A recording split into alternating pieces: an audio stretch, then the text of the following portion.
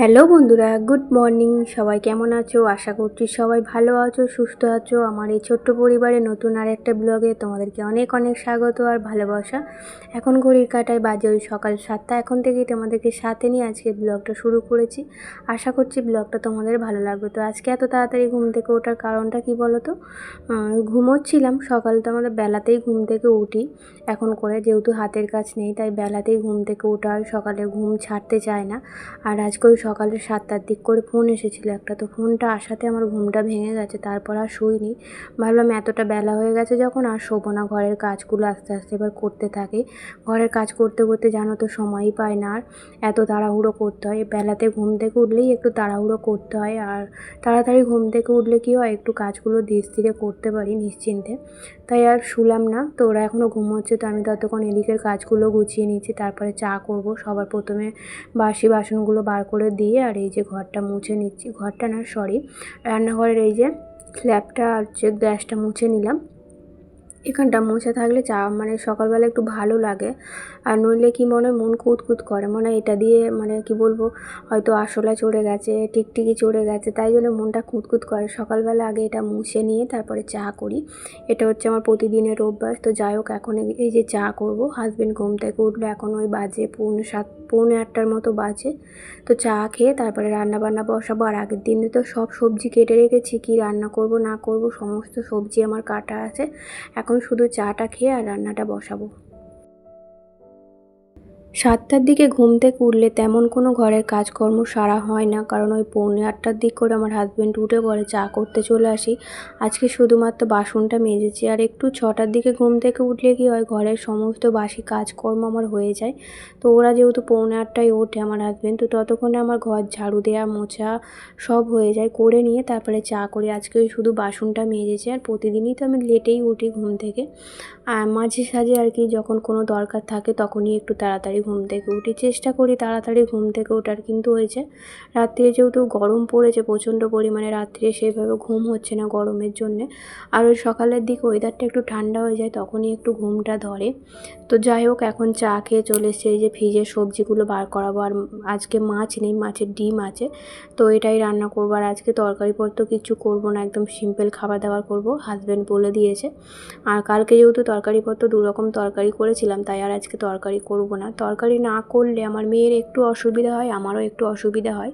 শুধু ডাল দিয়ে ভাত খেতে পারি না, তাই আমাদের মা মেয়ের জন্য হলো একটু তরকারি করি। কিন্তু আজকে যেহেতু চাটনি করব, তারপরে হচ্ছে থোড় ছিল কিছুটা, থোড় আগের দিনকে মানে ওই বড়ি দিয়ে আর কি ঘন্ট করেছিলাম। আর আজকে করব থোড় ভাজা। থোড় ভাজা করব, চাটনি করব, আর হচ্ছে টকের ডাল, আর ওই মাছের ডিমে ভাজা। তো এই করব, সেই জন্য আর এত কিছু হচ্ছে বলে আর ডালটা বানালাম না। আর গতকালের হচ্ছে একটু থোড় পড়ে আছে তরকারি। আমার মেয়ের এত থোড়টা ভালো লেগেছে, তাই ওর জন্য একটু থোড় তুলেই রেখেছিলাম কালকে। তো ওটা ফ্রিজে রেখেছি, ওটা আর কি মেয়ে দুপুরবেলা হয়ে যাবে। আর আমার তরকারি না হলেও চলবে, মাছের ডিম দিয়ে আমি খেয়ে নেব। তো এই যে এখন ভাত বসাবো, আর কৌটোর মধ্যে একটু ডাল দিয়ে দিলাম সেদ্ধ, যেহেতু আজকে টকের ডাল বানাবো তাই কৌটোর করে ডাল সেদ্ধ বসাচ্ছে। আর এদিকে এই যে সবজিগুলো সব কেটে রেখেছিলাম, সব ফ্রিজ থেকে বার করে আনলাম। আর ডিমটা এখনও পর্যন্ত নর্মাল হতে দেরি হবে। আমার একদম খেয়াল ছিল না, সকালে উঠেছে আগে মাছের ডিমটা বার করে দেব, সেটা আর মনে ছিল না। তাই এখন রান্না করতে করতেই আর কি মনে এলো, মানে রান্না বসানোর আগে মনে এলো, তাই বার করালাম। তো অনেকটা সকালে বার করে রাখলে এতক্ষণ হয়তো নর্মাল হয়ে যেত।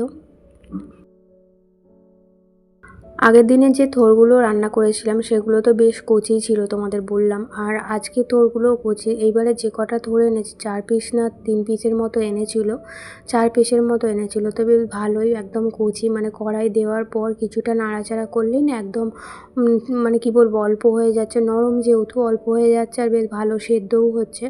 আর এই যে দেখো, এখন এই পেঁয়াজ, নুন আর হচ্ছে হলুদ দিয়ে ডিমটাকে মাখবো, মেখে তারপরে ভাজবো। কিন্তু ডিমটা এত পরিমাণে শক্ত হয়ে গেছে যে আমি কিছুতেই ভাঙতে পারছি না। আর তার জন্য কিছুক্ষণ রেখে দিয়েছিলাম, রেখে দিয়ে এখন তাও চেষ্টা করছি, তাও হচ্ছে না। তো ভাবছি এখন রেখে দেবো, ওদিকে রান্নাটা ততক্ষণ করব, যতক্ষণ মানে এটা হচ্ছে নর্মাল হচ্ছে না ততক্ষণ রেখে দেবো। তো রেখে দিয়ে আর এখন এই যে নর্মাল হওয়ার পর একটু চটকে আর হচ্ছে এই যে একটা একটা করে ভেজে নেব। আর অনেকটাই হয়েছিল যেহেতু মাছের ডিমটা অনেকটা এনেছে, আর মাছের ডিম ভাজা খেতে আমার খুবই ভালো লাগে। তো এটা আবার ঝাল করলে ভালো লাগে না, শুধু ভাজা খেতেই বেশ ভালো লাগে। ওদিকে আমার ভাত হয়ে গেছে, তারপরে হচ্ছে চাটনি হয়ে গেছে, ডালটাও হয়ে গেছে।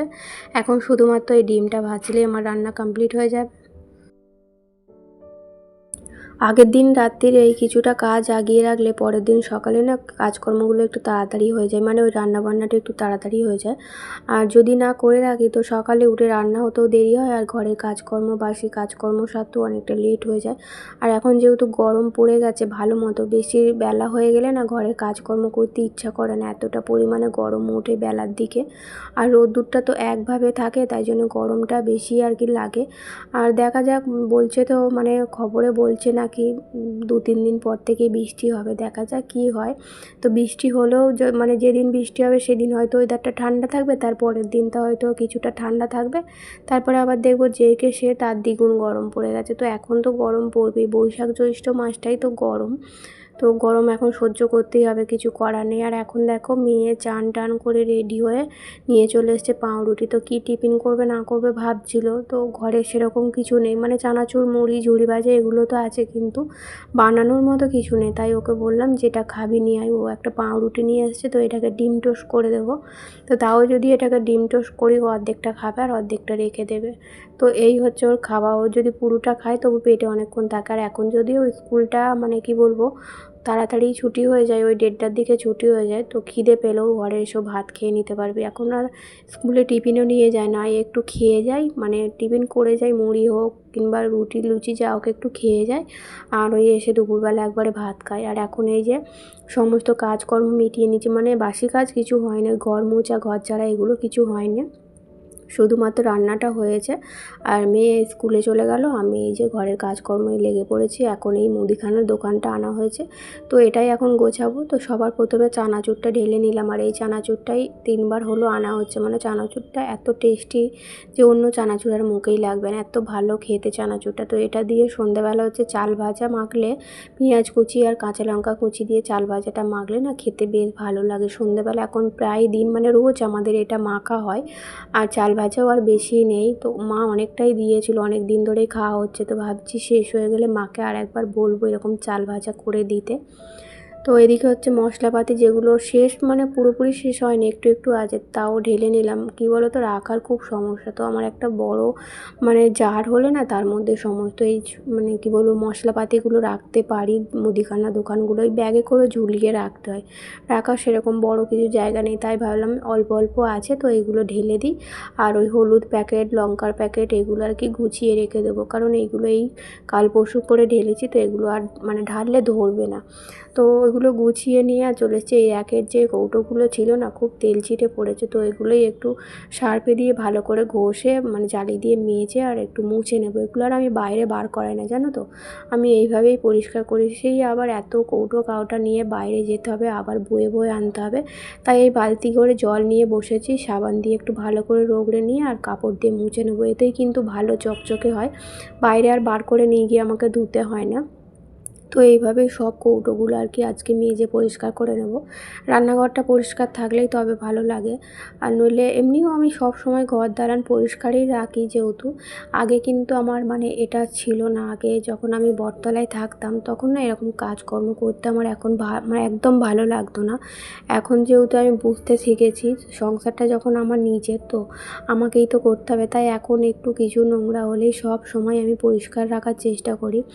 ঘর দালান নোংরা হয়ে থাকলে আমার একদম ভালো লাগে না, তাই সবসময় চেষ্টা করি যেটুকুটা সময় হাতে পাই সেটুকুটা সময় ঘর দালান পরিষ্কার করি। তো তোমরা দেখেছো আমি প্রায় সময় মানে 2-1 দিন ছাড়া ছাড়া ঘর দালান এরকম পরিষ্কার করি। আর রান্নাঘরটা বিশেষ করে বেশি ঘন ঘনই হয়ে যায়, দালান ঘর এগুলো তবু মানে অনেক দিন ছাড়া ছাড়া করি, রান্নাঘরটা প্রায় সময় করা হয়। দেখো কৌটোগুলো এরকমভাবে মেজে আর পরিষ্কার করতে একদম কৌটোগুলো দেখছো চকচক করছে, তো কৌটোর ধারগুলো খুব একটা নোংরা হয় না, এই যে ওপরের এই মুখগুলো না মানে ছিপিগুলোই বেশি নোংরা হয়।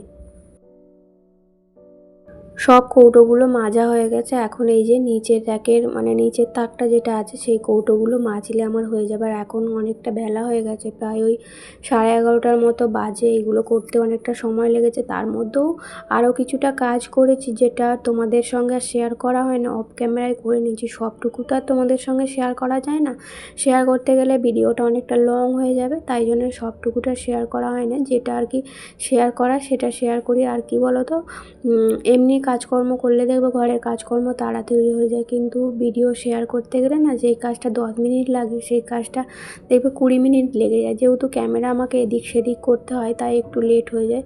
তাই কী বলতো, সকাল সকাল উঠলে এই চিন্তাটা আর আমাকে করতে হয় না। আর যেদিন দেখবে বেলা করে আমি ঘুম থেকে উঠি সেদিন আর তোমাদের সঙ্গে সেইভাবে কিছু শেয়ার করতে পারি না, কারণ ওই 1টা-1:30টার মধ্যে আমাকে রান্নাটা কমপ্লিট করতে হয়। হাজব্যান্ড এখন তাড়াতাড়ি খেয়ে নেয়, যেহেতু সকালে টিফিন করে না। টিফিন করে বলতে ওই যে তোমাদের বলি কলা খায় আর হচ্ছে আমন্ড খায়, আর ওই আর একটা কী বলে আমার ঠিক মনে আসছে না, ওই 3টে জিনিস সকালবেলাও টিফিনে খায়, আর আদার্স কোনো জিনিস খায় না।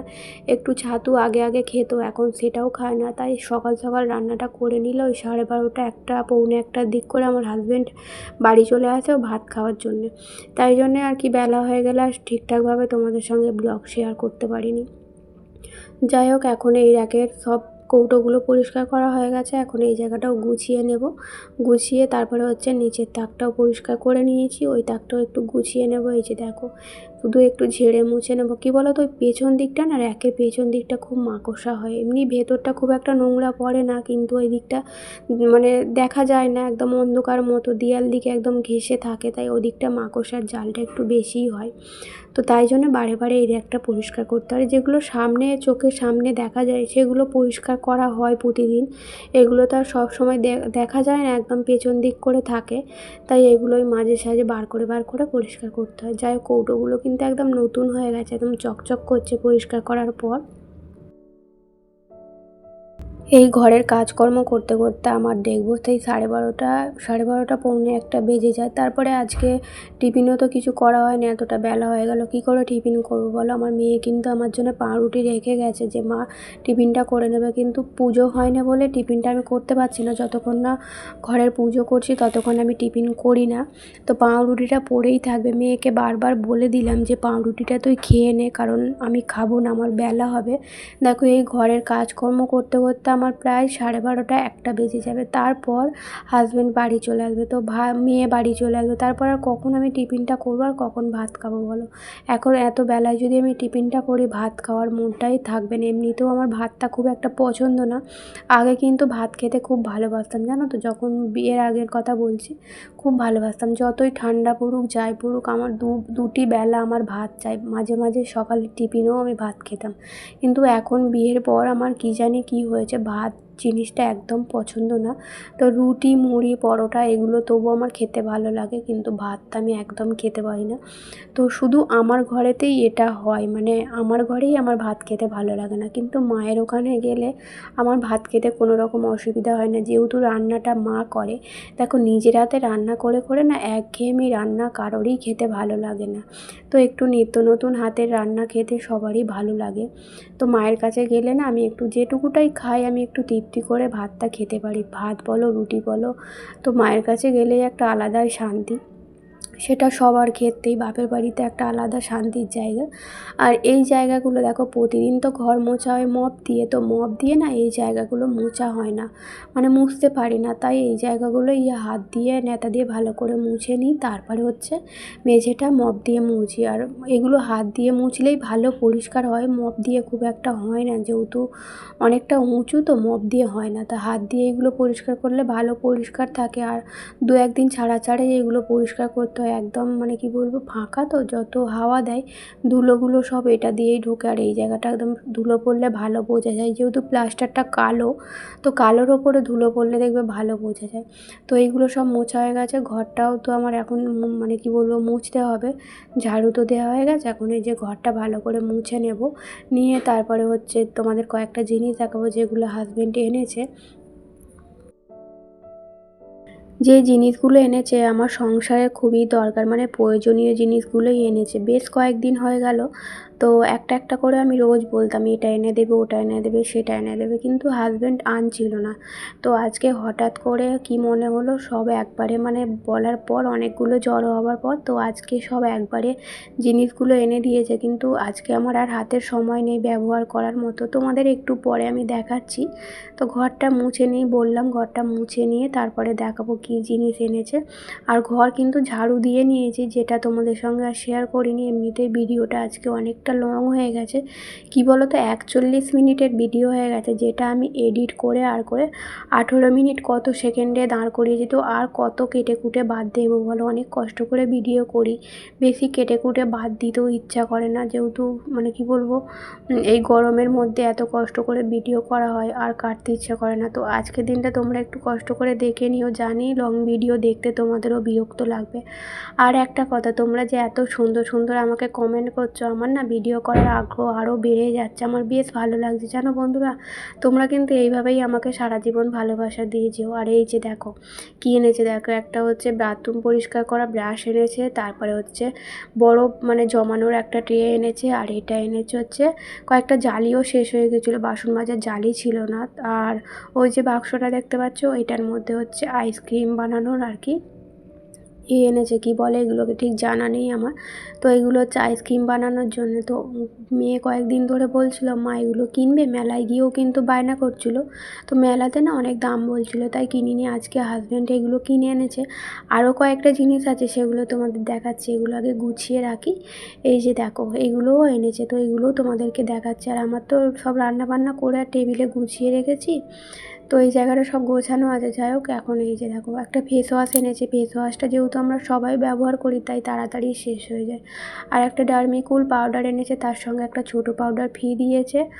আর এনেছে এখানে মাজন। তো মাজনটা মুদিখানা দোকানের সঙ্গেই আনার মানে আনবে বলে, কিন্তু যে দোকান থেকে আমাদের মুদিখানা মাল তোলে সেখানে মাজন ছিল না, আর আমি এই মাজন ছাড়া অন্য মাজন মাজতে পারি না, তাই এনেছে। আর এখানে একটা গ্লুকন ডি এনেছে। তো এইবারে হচ্ছে লেবু ফ্লেভার, মানে লেবুর ফ্লেভারটা এনেছে। তো আগে এমনি ফ্লেভারটা আনতো, মানে ওই সাদাটা, তো এবারে হচ্ছে নিম্বু ফ্লেভার এনেছে। আর একটা কলিন এনেছে, তো যেটা আমার খুবই দরকার। তো একদম আয়নাগুলো মানে আলমারির আয়নাগুলো, তারপরে ফ্রিজটা এত পরিমাণে বাজে দাগ হয়ে গেছে, তো এটার জন্য আজকেই বলেছিলাম যে একটা আমাকে কলিন এনে দেবে, তাই আজকে ঠিক মনে করে করে এনে দিয়েছে। আগের বারে এনেছিল ছোট, বেশি দিন চলে না, তো এইবারে দেখছি একটা বড় এনে দিয়েছে। যাই হোক, এটা পেয়ে অনেকটা শান্তি লাগছে, কারণ এই যে ফ্রিজ আলমারি এগুলো নোংরা হয়ে থাকলে না একদম ভালো লাগে না। কি বলো তো, এগুলো দাগ হলে না ভালো মতো বোঝা যায় যে ফ্রিজের মধ্যে একটা দাগ হয়েছে, তাই কলিং ছাড়া এমনি ভালোভাবে ওঠে না। এমনি শুকনো কাপড় দিয়ে মুছলে না আলমারি কাচের দাগ, তারপরে এই যে ফ্রিজ, এগুলো শুকনো কাপড় দিয়ে মুছলে আর কি ওঠে না, তাই কলিং দিয়ে মুছলে ভালো পরিষ্কার হয় আর চকচক করে। তো কলিংটাও আমার কাজের জিনিস, আর যে বাথরুম পরিষ্কার করা ব্রাশটা এনেছে ওটাও আমার অনেক কাজে লাগবে। কলিন আনার সাথে সাথেই দেখো আমি এই যে আলমারিগুলো ভালো করে মুছে নিচ্ছি। সকালে যখন চা খেতে বসি না, তো আর মানে এই যে আয়নাটায় দেখি, মানে মুখটা দেখি, এখানে সোজাসুজিভাবে চাটা খেতে বসি। সকালেই আজকে দেখছিলাম এত পরিমাণে কাঁচটাতে দাগ হয়েছে যে মুখেই দেখা যাচ্ছে না ঠিকঠাকভাবে। তো কলিনটা পেয়ে একদম কাজ শুরু করে দিয়েছে। আমার কিন্তু সমস্ত ঘরের কাজকর্ম হয়ে গেছে, শুধুমাত্র এই যে এগুলোই একটু পরিষ্কার করে নিচ্ছি, যেহেতু ঝাড়া মোছা করেছি। তো এগুলোতেও একটু ধুলো পড়েছে, তো এগুলো একটু ভালো করে মুছে পরিষ্কার করে নেবো। আর শোকেসটাও তাই। শোকেস আসলে কি বলো তো, এই আয়নাগুলোর সামনে দাঁড়িয়ে না আমার মেয়ে এটা সেটা লাগায়, তাই জন্যে না আলমারির এই কাঁচগুলো বেশি দাগ হয়। দেখো কলিং দিয়ে মোছার পর কিন্তু চকচক করছে, হয়তো ফোনে অতটা বোঝা যাচ্ছে না, কিন্তু আমি ভালো মতো বুঝতে পারছি, যেহেতু আমি পরিষ্কার করছি। কলিংটা দিয়ে মোছার পর একদম চকচক করছে আমার আলমারির কাঁচগুলো। যাই হোক বন্ধুরা, আজকের ব্লগটা তোমাদের কেমন লাগলো কমেন্ট করে জানিও। ভালো লাগলে লাইক করো, চ্যানেলটি সাবস্ক্রাইব করে পাশে থেকো। টাটা।